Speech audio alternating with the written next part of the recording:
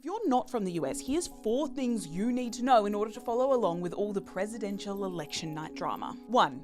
It's going to be tight. As you know, pre-polling hasn't been wildly accurate the last 2 elections, but for what it is worth, it is looking extremely close. Currently, in the nationwide popular vote, Harris is sitting at 48% and Trump at 47%. Which brings us to point number 2. The candidate that gets the most votes doesn't necessarily become the president, because in the US, not all votes are created equal. You see, the US's unique and widely unpopular system gives each state a certain number of Electoral College votes, roughly based on population size. And whichever candidate gets the most citizen votes within a state wins all of those states' Electoral College votes, no matter how close the polls are. But because no state can have less than 3 electoral votes, the ones with itty-bitty populations end up being way overrepresented. For example, if you live in Wyoming, your ballot is about 4 times more powerful than a Californian's. And these factors mean it is totally possible to lose the popular vote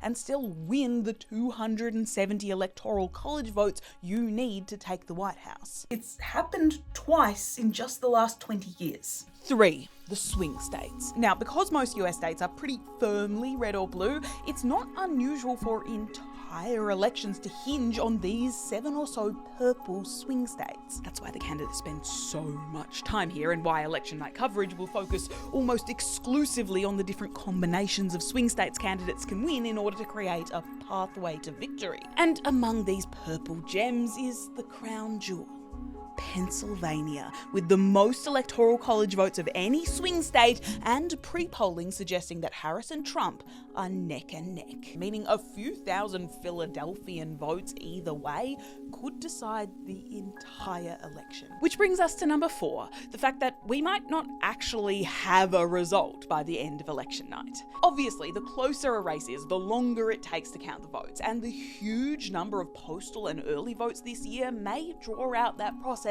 even longer. I mean, last time it took the Associated Press 4 whole days to declare Biden the winner.